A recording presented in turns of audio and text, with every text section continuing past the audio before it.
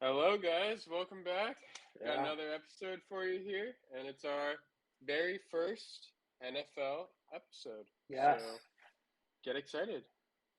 We're yeah. gonna start by, sorry, we're gonna start by diving into the biggest storylines. And Anthony, you want to get us started with the first one? Yeah, so we had a few different things go on over the off season, I guess, leading into the preseason.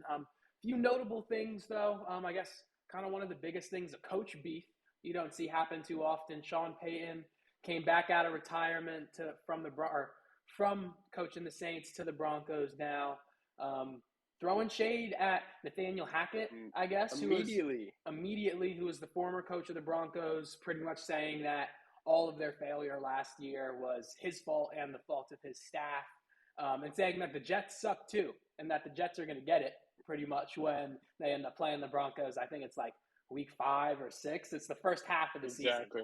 so it's going to be really interesting to see how that pans out. I don't know. What's your take on that, and whether or not Sean Payton's right? I guess actually. Get get your popcorn ready. But no. What I really think is what I heard from Aaron Rodgers was the best. Like he really has no right jumping in and just completely insulting the guy prior to him, Yeah, especially when I mean what, he has one Super Bowl to his name. Like it's not like he's this all time great. Like if Bill Belichick came over, that's different. But he is a good coach. I will give him that. But like you can't come in and just start immediately trashing until you prove something at least. yeah. So he has been away for a while, and that's the other thing is, like you said, Sean Payne. He was very successful in New Orleans, great coach there, obviously, but that was a while ago, and it's not like those teams afterwards had a ton of success either. It's not like he set those teams up for sustained success. You could argue that he had Drew Brees, and that was, a significant reason for why he was able to do the things he was as head coach. So, it's definitely an interesting back and forth there, and definitely curious to see how that game plays out once we hit the regular season. Oh yeah. Oh yeah. Yeah, and then Then the other. next one we could get into the Alvin Kamara suspension, as you guys probably know about. He got suspended for 3 games. It was that incident in, I believe it was Vegas around the All Star game. I think Mhm. was it like 2 years ago now, almost. Yeah, it was a few years It, ago. it got put off, but eventually now it's been decided he'll be missing 3 games. Not a huge. I mean, there honestly weren't huge things going on this offseason, but I would say that was one of them. We also had the betting suspensions that happened to like I think it was like 3 to 5 players. I know Isaiah Rogers. I think he was like a Colts player. It ended Rashad up, Berry. I think it ended up being more than that because it was a few different, it was like 10 plus, I think, because there were a few different rounds of them that they did. The first round, like they got Jamison Williams. It was like those line players, Shaka Tony. He was a guy on the Commanders who got caught up in that. Yeah, But then they did another round more recently, too, where they got Isaiah Rogers and a few more guys. So yeah, it was a good amount of players who the NFL has suspended for some portion of the season, if not all of it, for betting. for gambling. Not a good look, but I mean, I guess they wanted some money on the side. I don't It is know. interesting with those though, because some of them, like some of those stories, it seems like players weren't betting on NFL games, or the issue was that they were placing bets in an NFL facility and not like it was some weirdness with some of the rules, and I think that's why some players aren't getting the full year suspension is because they haven't bet on an NFL game or fully gone Calvin Ridley and just gone on DraftKings or whatever and bet on themselves. So definitely interesting though. A lot of suspensions, NFL, shaking things up this offseason with all of that. And then 100%. I guess moving on from that, we have the QBs on the screen, in terms of the deals that they got. We had a few really big deals coming up with Justin Herbert, Lamar Jackson, Jalen Hurts, all, setting the quarterback market pretty much with each of their contracts. And Joe Burrow, soon to be kind of the next in line for that, probably someone who's going to end up surpassing Justin Herbert for the most expensive NFL contract in history once he gets signed. But uh, 100%. but on the flip side of that, the running backs didn't get anything really. Running backs getting frozen out of the Got league. the reverse. Yeah. No, they had a rough offseason, and honestly, they've just been not them, but they've just been kind of almost blacklisted from the NFL. It's like Yeah, they kind of GMs kind of realize you don't really need a top tier running back to win it all. Like the Chiefs have proven, teams recently have proven, and I don't know. It'll be interesting to see what happens here. I mean, obviously all those guys like Dalvin, Josh Jacobs, Saquon, Zeke, they ended up reaching deals, finding teams to play with. But I don't know. It'll be interesting to see. And then like there's a whole another situation in Indianapolis with Jonathan Taylor. But like Mhm. that with the injury, with the crazy owner. I don't know. Do you have any thoughts on that? Yeah, well, it seems like Jonathan Taylor requested a trade. He did request a trade. He wants to leave That too. Indianapolis. I know Irsay, he made a public comment like about the running back stuff, saying that pretty much they don't deserve to get paid effectively, which is not, I guess, just on a base like he shouldn't have said that, knowing that he had to pay Jonathan Taylor, that his extension was coming up. But as an owner or as a GM, and you were just mentioning it, what reason do you have to give a running back a third contract or a really expensive second contract when you can draft a replacement in the mid to like I get why, and obviously there's some backs who if they're every down backs, you have your guys who are getting 1,000, 1,200, 1,300 rushing yards a year, 7, 8+ touchdowns.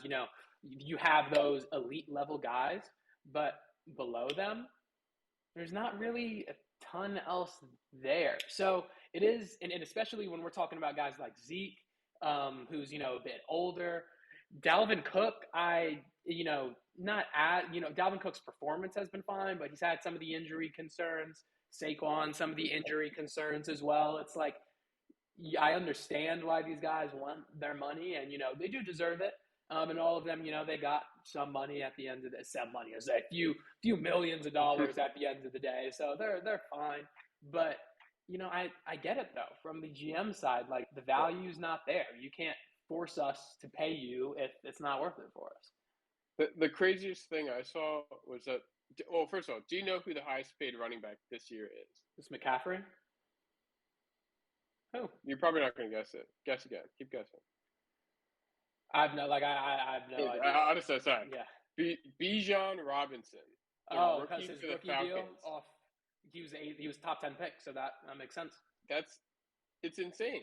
Like he's automatically the highest paid running back right now. It doesn't make sense to me, but it is what it is.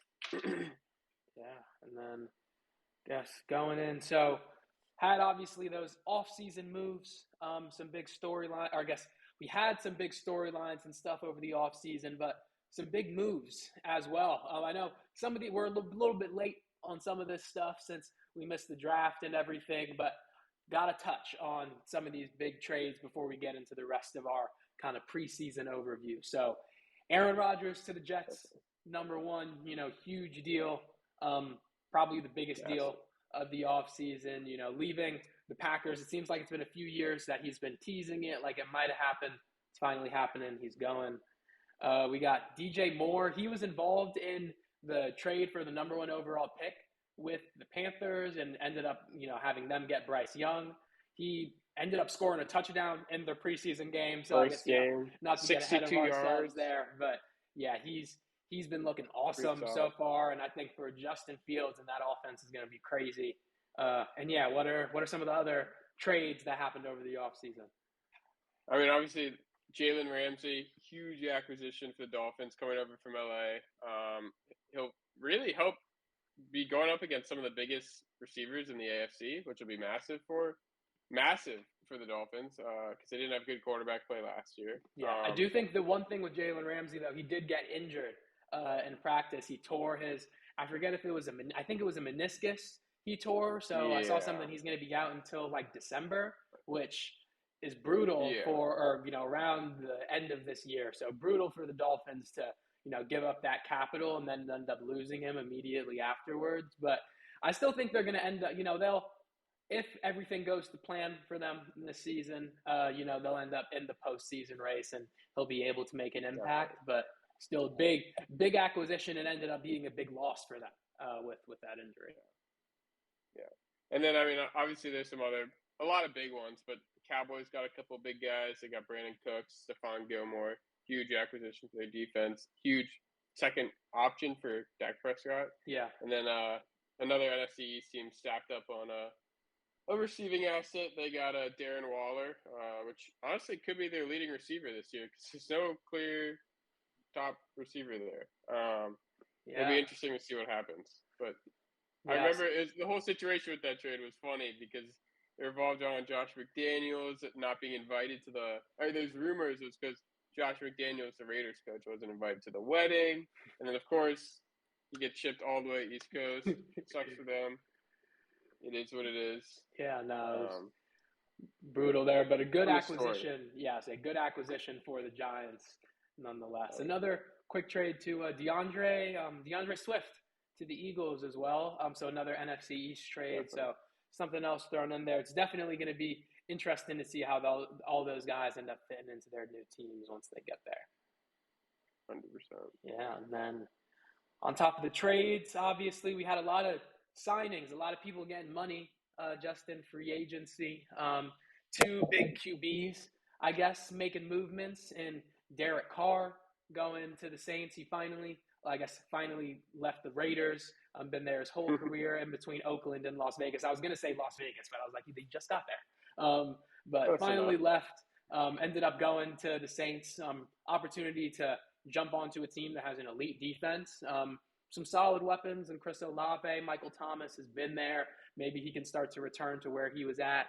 Even with that Kamara suspension, I think Carr is walking into a situation that is just as good, if not better, than the one he had in Las Vegas. And then stepping into his shoes in Las Vegas is Jimmy G.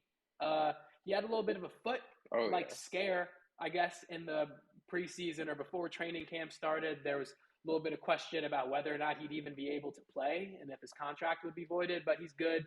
He's playing. He's going to be starting in Vegas come this fall. Yeah, and then, lots of other big moves on offense. On the free agency side, we had D-Hop, Odell, a couple big signings for some AFC potential contenders, honestly. I think Odell is that's a very sneaky one that could go under the radar. I'll get into my favorite acquisition in a bit, but D-Hop, obviously big pickup. He's a veteran, but we'll see what he does in combination with Derrick Henry. It could be a good option to have. Alongside, they have Treylon Burks. He could be a solid option. Not a free agency deal, but the two of them alongside each other could be kind of sneaky. And then I know you were telling me about some of the O-line deals. Yeah, so the big ones. Yeah, I would say the Bengals and the Chiefs, I guess, did a little offensive line round roulette. So Jawan Taylor was the Jacksonville Jaguars starting right tackle last year. He got the biggest offensive line deal this offseason. He's going to be going to the Chiefs and starting at left tackle for them. He hasn't done that yet in his career, but he's moving over to the left side for the Chiefs, and he is replacing Orlando Brown Jr. I believe he was on the Ravens before the Chiefs, ended up getting traded to the Chiefs, not re-signing with them, went to the Bengals, and he's going to start at left tackle for the Bengals. So for the Chiefs, they're just getting a guy who, hasn't been proven at left tackle, but should be an adequate replacement for Orlando Brown. So keeping their offensive line at a high level and protecting that blind side for Patrick Mahomes. And then Orlando Brown going to the Bengals. The Bengals' biggest issue, really, since Joe Burrow's gotten into the league has been that offensive line. It's been him getting hurt. Having a premier left tackle or, one of the better left tackles in the league in Orlando Brown, you put him on that side. They've already been making more investments into that position group. I think that's setting themselves up for success there if Orlando Brown and the rest of that line can stay healthy. 100%. And then obviously, Dalvin, Cook, Zeke, talked about that earlier. Yeah. Do you want to talk about your favorite trading, or whatever happened this offseason? You pick your favorite.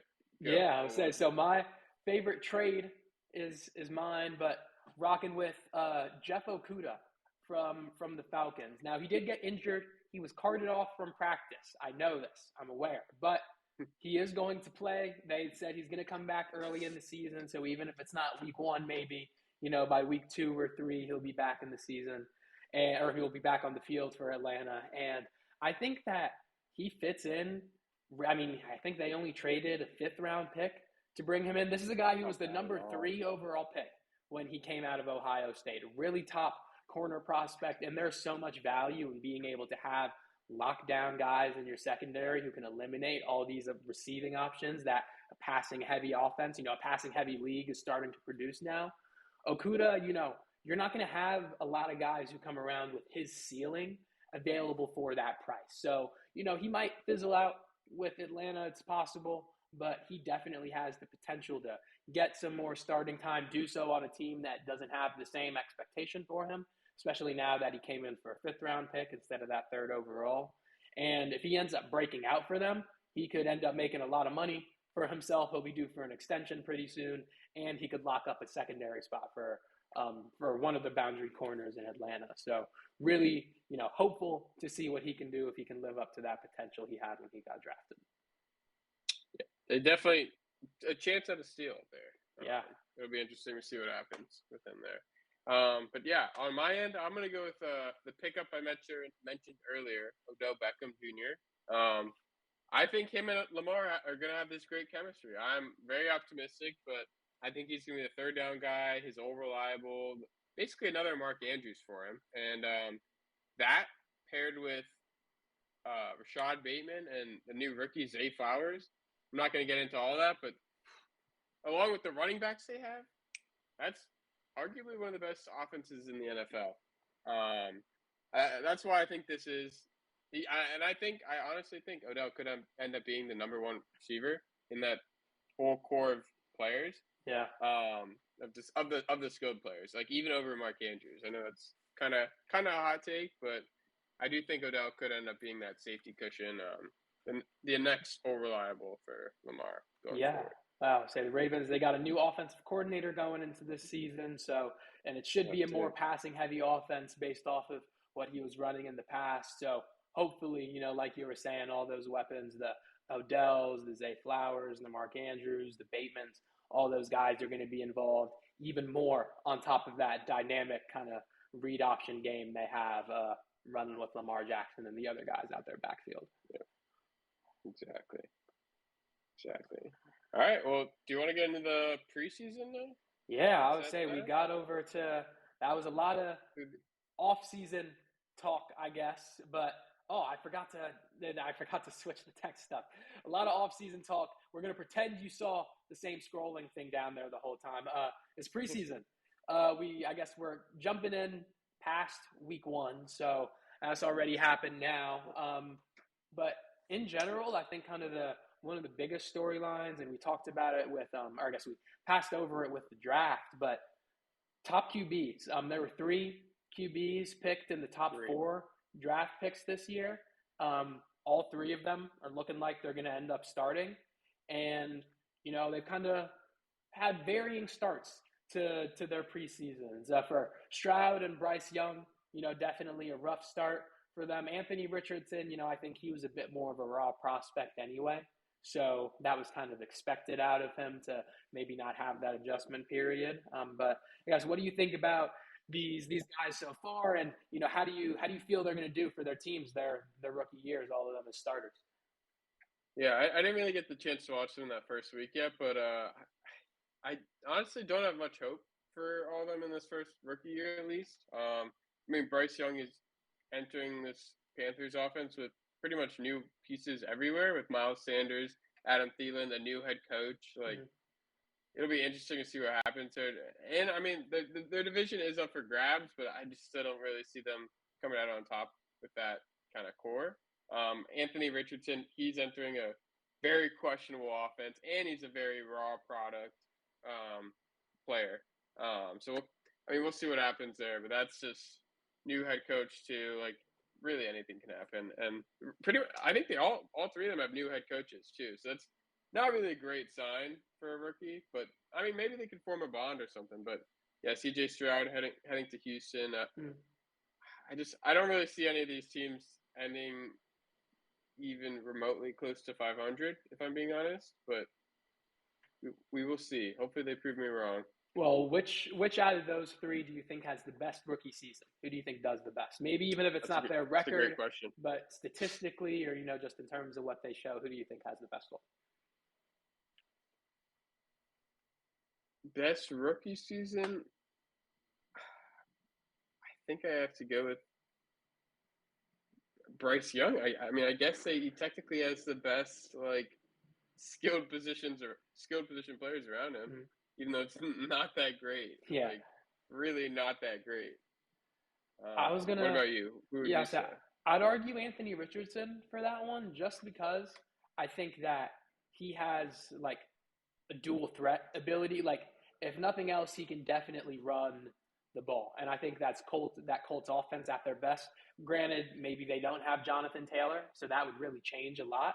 But they have Right. Jonathan Taylor, and he's doing what he was a few years ago. You throw that together with Anthony Richardson, and that is a really dangerous combo. Even if Anthony Richardson is raw, you just have that dual threat kind of thing coming at defenses. You still have Micah Pittman, you have Jelani Woods, you have Mo Alley Cox, you have Alec Pierce. They have weapons. Young weapons. Guys who maybe aren't as proven in Indy, but I think Richardson has the highest. He has the biggest potential to be a bust, but also the biggest ceiling out of any of these guys. And I feel like in his rookie year, that potential is going to shine through a little bit more, even if he ends up falling off later. Definitely possible. And yeah, if he's paired with Jonathan Taylor, that could be scary. That could If be one of the best. if JT stays, Yeah. we don't know if that's If going to happen. Yeah. we will see. All right, and then I guess who are your rookie QBs? I guess we went over that, but who is your other rookie or just top rookie to look out for and preseason going forward, and then starting off for the regular season? Yeah, I'm gonna go with Jackson Smith, uh, Najigba. I mean, he first of all one of the best receivers coming out of this class, I think, personally. Uh, and he's entering. People might not say the best situation, but in my opinion, I think it's arguably one of the best situations because he's getting paired with two of the best receivers in the league, in my opinion, and Tyler Lockett, Mm-hmm. DK Metcalf. He'll fall in as that third piece that Geno Smith didn't really have last year, and he could fill like a very crucial role. I think fantasy wise, he could be a steal completely. I'm really excited to see what he does here. I think I'm pretty sure too. The preseason reports have been really good. The reports on him have been really solid. Um, I forget if he. I didn't get the chance to watch their first game. But yeah, I no, I should check think that. But he's. I know he's going to be. I think I've just seen stuff that he's going to be playing in the slot for them. So he is going to be, their third starting receiver. And yeah, if you think about it, a lot of teams they already know about Metcalf. They already know about Lockett. They're going to be putting a lot of emphasis on those guys. There's a lot of potential for, great point. and it's not like Smith and Jigba is a bad receiver, like you were saying. He's one of the most polished guys coming out of the draft last year. Ohio State constantly producing these high level receivers. So definitely could come in and make that insane impact if he can fit into that offense, right? Immediately, almost. Yeah. Yeah. Who do you think is your rookie to watch out for? Yeah, so we mentioned him earlier, and you can see him here. I got Zay Flowers from the Ravens. Kind of similar thinking. He was a little bit more of he was obviously a first round pick, so not an underrated receiving prospect necessarily, but Yeah, someone who was a bit undersized, played at Boston College, so, not the same like SEC competition or, super big name school, but he put up numbers consistently at Boston College with a number of different quarterbacks there. And going to the Ravens, I think he's going to have a great chance to, as Jacob was mentioned earlier, just fitting in with all of those different weapons that they have there.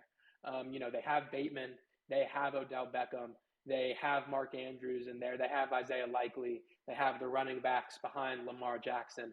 But I feel like Zay Flowers is, just going to be a breath of fresh air in that offense. He's going to be quick, he's going to be elusive, and I think he offers something different than Odell or than Bateman or than Andrews or anything. He's just a quicker, a bit smaller of an option who's going to be able to cause some mismatches and just disrupt defenses in a different way. So obviously kind of to be seen how the Ravens offense looks under the new coordinator and everything. But I think Zay Flowers immediately is going to be someone who can benefit from all of that. I've heard rumors that he's already developing a great connection with Lamar, and the speed is unreal. I've seen it in some videos. It's crazy. So Could be a big steal in the draft, even though he was a first-round pick. Yeah. And yeah, I guess we gotta get some bias in there as well. We can't talk about the Ravens without talking about the Commanders a little bit. Let's We go. won My our team, baby. first preseason game, 1-0 in something already, beating the Browns in a low scoring game. Both of us scoring under 20. But yeah, I guess what are your thoughts on Sam Howell? I guess, and just kind of how things are looking for the Commanders heading into the season.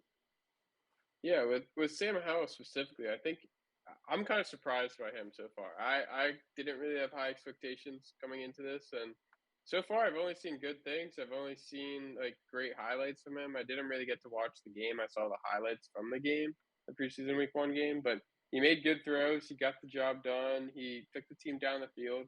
Didn't really make too many mistakes for essentially a rookie QB.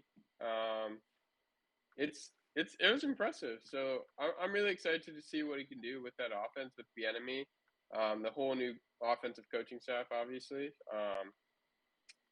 it's exciting. Hopefully, we get some some more scores, like more touchdowns compared to last year. Yeah, I He was didn't at. really. I think that's the biggest thing for sure with Sam Howell. Is Eric Bieniemy. Seeing can Bieniemy develop him? Is he a starting quarterback? Do we have a quarterback, or do we have to try to do this again next year? I think what you said though Big was like question. pretty spot on. As long as I don't think anyone is expecting Howell to be a world beater or like an MVP level guy, but as long as he can be solid, like obviously they're very different players in terms of the trajectories of their careers and where they're at. But I could see Howell having a very Geno Smith esque year. Like I think that is the best case scenario. Not someone who was expected to start necessarily coming in. He's kind of having the semi quarterback battle with Jacoby Brissett, the same way that Geno Smith kind of had with Drew Lock last year. But I feel like he can definitely exceed expectations, and the weapons are there. He has Terry McLaurin, we have Jahan Dotson, Curtis Samuel, and the running backs. I think that's something Bieniemy is going to be able to use a lot differently. With Brian Robinson, he hasn't been shot this offseason, so he's going to be healthy. Yep. And Antonio Gibson, seen a lot of stuff about him that Jerick McKinnon kind of role that was filled last year where he got a lot of touches out of the backfield and a lot of receiving yards and touchdowns. That's something Gibson might be doing and lining up at receiver a bit more as well. So as long as we're getting use of all of our weapons on offense, I think Sam Howell could end up being the answer there. We've got a shot at a franchise QB, hopefully. So what do you think? What do you think of our chances this week, week 2, against the I think almost 24 game undefeated streak for the Ravens? They haven't lost in over 5 seasons. I think it is in preseason, What? even longer. Really? In preseason, yeah. That's crazy. Well, based off of that streak, I'm going to say we lose definitely. But I don't know. I saw we got into a fight with them earlier today in training or in like one of our joint practices. So who knows? Maybe we'll come into that with a little bit more spice. So I'll go with Commanders there. But yeah, hot take. I'm gonna ride the hot team, man. I hate to say it. The flag's right there. Ravens. I am a Commanders fan, though. Don't worry. And then I guess last thing with Chase Young. What do you think about him and his future with the team? It's kind of a interesting place he's in right now. He got pulled from the first preseason game early. He said he just had a stinger. It was just like a short little injury. He was back in practice and normal again. But do you see him as someone who stays past this year? I mean, what are your expectations for him, coming into this last season of his contract now? Yeah, I think it's really up in the air. Personally, as a Commanders fan, I want to get as much as we can for him, and I don't really think it sounds optimistic, but I don't really think we need him, considering we have a lot of defensive line depth already. So I think trying to trade him for something more useful, a better piece for our defense. I don't know, literally anything. I think would be more beneficial because it doesn't really seem like he wants to be here. I mean, I'm not saying he's going to request a trade or anything like that, but last year he said his expected start to the season kept getting pushed back. I know it's with injuries and stuff like that, but I do remember he's had like a problem or two with Ron Rivera, so I'm kind of interested to see how that fizzles out. I mean, obviously, if they kind of work it out, he'll probably get an extension. We'll see there. What do you think, Anthony? Yeah, I don't know. I mean, I think it's an interesting position because on one hand, I think this defensive line is super talented, and you definitely want to try to go through. It almost seems like a waste to not try to have a season where you can go with everyone healthy. I've seen a lot of stuff saying that they've been practicing with a five front that has Sweat and Chase Young on the ends, and then De'Aaron Payne, Jonathan Allen, and our second round pick last year for Darian Mathis lined up. So having those five across the line and Mathis as the nose tackle, like that could be a really disruptive defensive line. I feel like that front five might be one of the best in the league just all around. And you don't want to give up on Chase Young just without seeing that potential through. But at the same time, like you're saying, you don't want to lose him for nothing. So I think he'll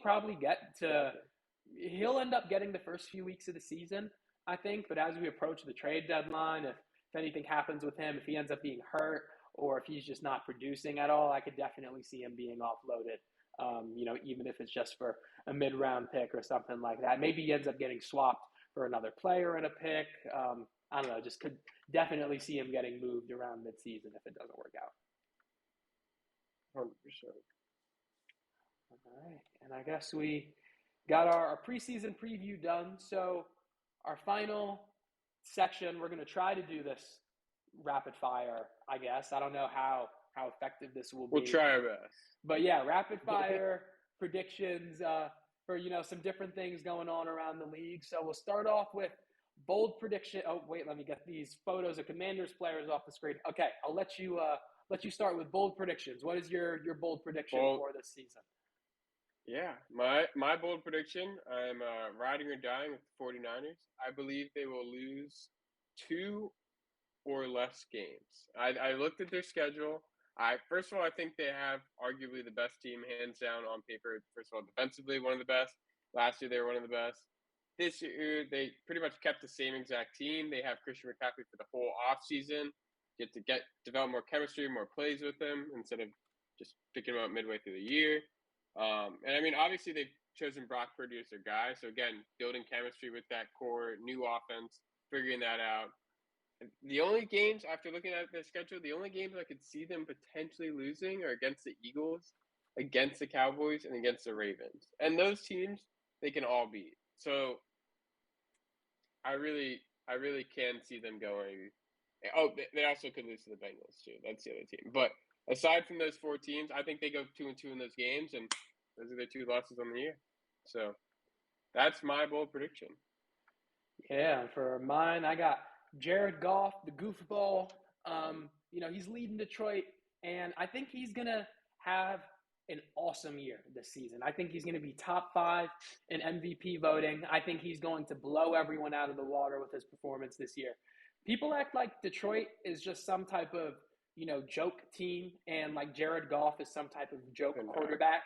Both of those things may have been true at certain points in time, but right now, if you look at that Detroit offense, Jamar Gibbs getting drafted, huge for them. David Montgomery behind him now. They have Amon-Ra St. Brown. Marvin Jones is back. They picked up Denzel Mims, former second-round pick. Sam Laporta, they drafted this year to replace T.J. Hawkinson at tight end, another Iowa guy.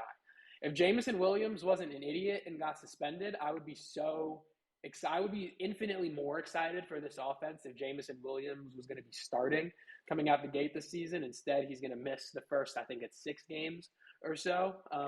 But still, even once Williams comes back, I think that's just going to be another boost to that Scary offense. Threat. Yeah, I would say I'm really excited for what Goff and that team is going to do this season. And I feel like that division really could end up being theirs to lose as we get into the year. Definitely. All right.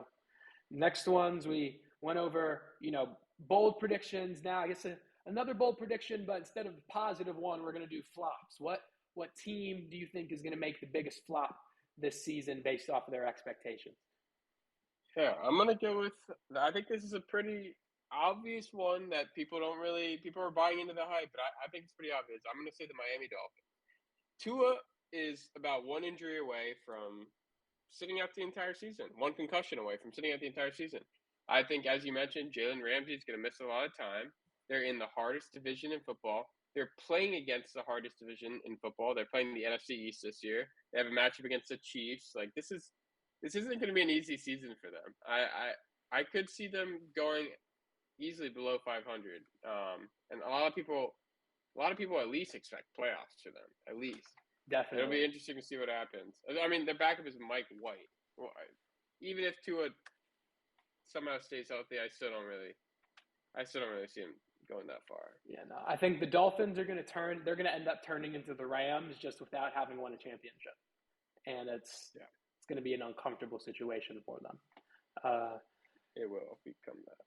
Yeah, and then for my squad, I got the Raiders. Kind of similar idea to you, I guess, with Jimmy Garoppolo.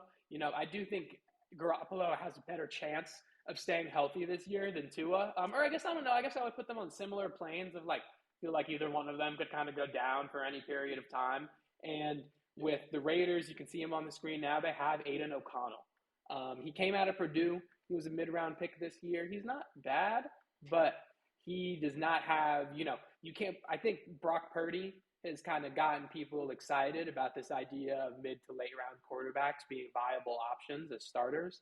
And maybe that's the case, but it's not going to be the case with most of these guys. And Aiden O'Connell, if he's forced out into the starting lineup for a majority of games, it's going to end up being bad for them. So I don't know. We'll see what happens with the Raiders as they go through this year, but Devontae Adams has already expressed some being upset. Josh Jacobs, obviously having his issues with the holdout. This team just all around, they lost Darren Waller as well. It's just feels like it's falling apart for them. I would have expected a rebuild over them doubling down with the quarterback and Derek Carr, but that's what they did, or with the quarterback and Jimmy Garoppolo, but that's what they did, and I feel like it's going to end up hurting them this year. Yeah, definitely could happen. All right. Want to do the dark horse team? Do you want to share yours? Yeah. So for me, I got the Buccaneers. I'm rocking with Baker. I really think that a lot of people seem to I've seen so many preseason stuff of the Bucs as last place or one of the bottom 5 teams in the league, and that's so ridiculous to me. They don't have Tom Brady. Yes, understand.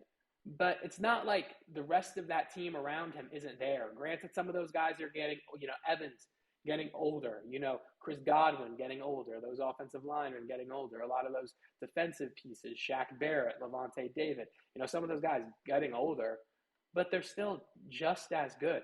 And the only missing piece for them is going to be QB. And honestly, it might be a little bit better for them to have a younger QB who's, just able to, take a beating throughout the season a little bit easier and, has that drive, who wants to win a little bit more just because they haven't already. So I do think Baker is going to end up winning the QB competition. It might end up being Kyle Trask, who knows. But with either one of them, I think that they're going to be in a position to really succeed and excel in a way that people just aren't looking at them to. Well, in Baker we trust. We'll see what happens. All right, what do you got for – Yeah, I'm going to go with the Chicago Bears. I think they picked up a lot of solid defensive acquisitions. They got TJ Edwards from the Eagles. They got – TJ Edwards from the Bills. They got – I think it is TJ Edwards. I don't know. There's Tremaine Edwards and TJ Edwards. I don't know if they have both Tremaine. of them now. I don't know. They got 2 big linebackers. They got the guy from the Eagles. They got the guy from the Bills. It's Tremaine. Yeah, it's Tremaine and TJ Edwards. They're both Edwards, but wild pickups there. That's just on the defensive end. On the offense, they obviously got DJ Moore that we mentioned earlier. That'll be a scary piece. They still have Khalil Herbert with Justin Fields still developing. Just getting more offensive pieces around him. He'll have time with Claypool to mesh. It'll be really interesting to see how the Bears kind of come back in a division that's, I don't know, it's kind of thought of to be up for grabs with the Lions, the Vikings, Packers. There's no clear contender right now, but I think the Bears could be sneakily in it. And that's why I have them as my dark horse team. All right, and then next one we got a little bit of a different one, I guess. First coach to be fired this season. Who's your pick for this? Yeah. What do you think? I actually think this is again pretty obvious. I'm gonna go with Mike McCarthy. It's his first year calling plays, and since being in Green Bay, they fired the coach, their offensive coordinator from last year, and he ended up going to the Chargers.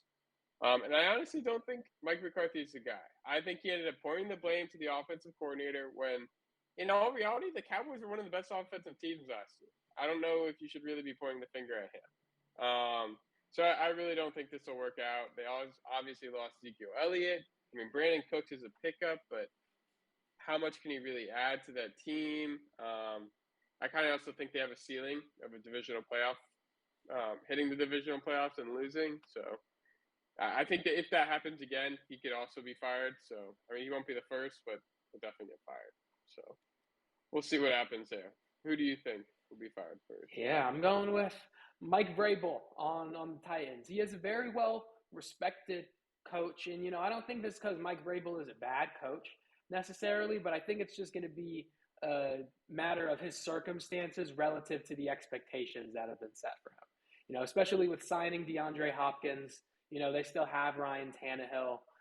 They have Derrick Henry still. It seems like they are pretty intent on trying to win their division this year, and make damage that way. And I just don't see them being able to do so. This team is getting older. Tannehill is getting older. I know they drafted Will Levis, but I do probably think Levis ends up starting by the end of this year. I don't think Levis is that good, but I think just by nature of them not being good, he's going to end up getting some opportunities and playing. And I don't know. I just think that while Vrabel, again, not a bad coach, definitely a well-respected guy across the league, I think he's just going to run out of time in Tennessee, and they're going to be looking to rebuild. They're going to be looking to start fresh, start new with whoever the quarterback is, with a lot of those skill position guys. And it's just going to be transitioning from Vrabel to whatever the next era of Tennessee is. So I do think that's going to end. I think Tennessee might have a rough start to this season, and I think that kind of accelerates that and gets Vrabel out of there. But even if he doesn't get fired first, I definitely could see this being his last year in Tennessee as their head coach. Definitely possible. All right. Now let's get to the two most important ones here, the MVP and the Super Bowl predictions. Do you want to start this off? Yeah, so for my MVP, I got Justin Herbert this year, at least for the time being, the highest paid man in the NFL right now. I think that, he's shown the potential. He has the arm, he has the talent, and I think it's just been a matter of seeing that fully fleshed out. I think having Kellen Moore, the Cowboys' former offensive coordinator, move over now was going to really help unlock that offense for them. And another first-round receiver pickup we didn't talk about alongside Zay Flowers and Jackson Smith-Njigba, but Quentin Johnson out of TCU, I think he slots in there really well. That Chargers receiving core to have Quentin Johnson, Keenan Allen, and Mike Williams, those are three really big, athletic receivers who are going to, I think, cause mismatches for a lot of teams in the AFC West. And if Kellen Moore is able to scheme those guys up properly and really get them opportunities, I think Herbert could be on path for an MVP season. He's definitely going to have the weapons to do so. So it's just a matter of if he can put that all onto the field. I think that's a great take. I think it's good. I almost want to change my prediction to that after hearing that.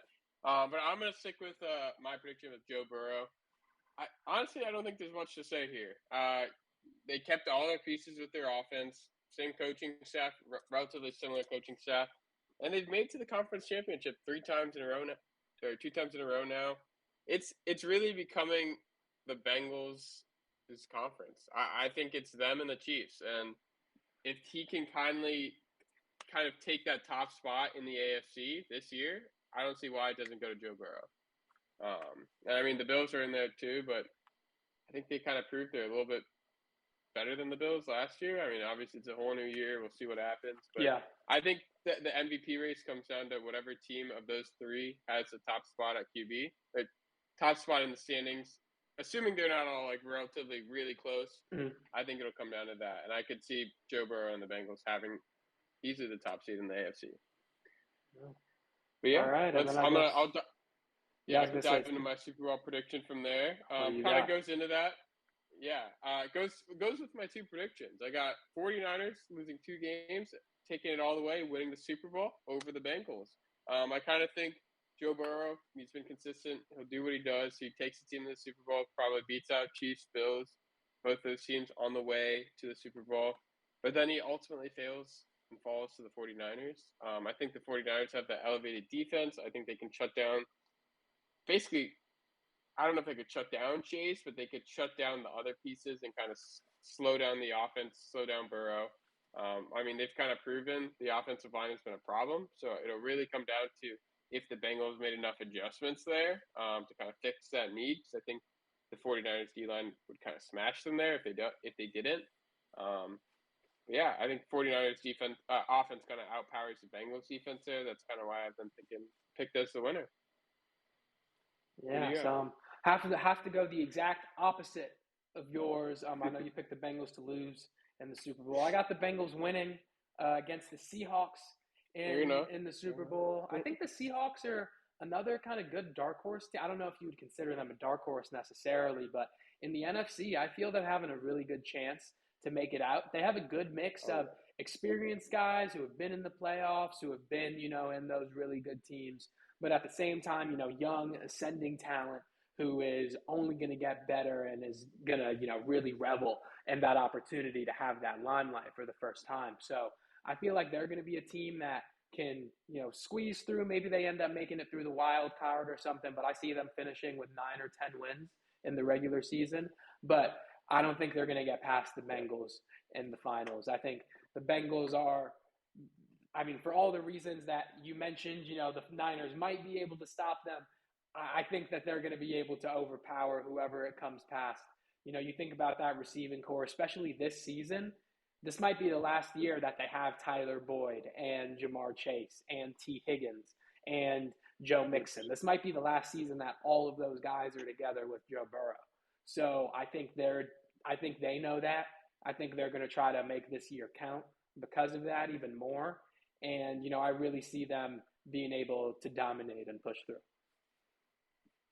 yeah, great prediction. I mean, I think we both have some similar thoughts there on a lot of those predictions, but we'll see what happens. I mean, we got a few more weeks until regular season kicks off. I'm excited to finally draft some fantasy teams and get into that eventually. Yeah, I'll say we'll be back to you all soon with, some more sports episodes. I know we took a few weeks break, but we're back. We did not forget. We are still doing this.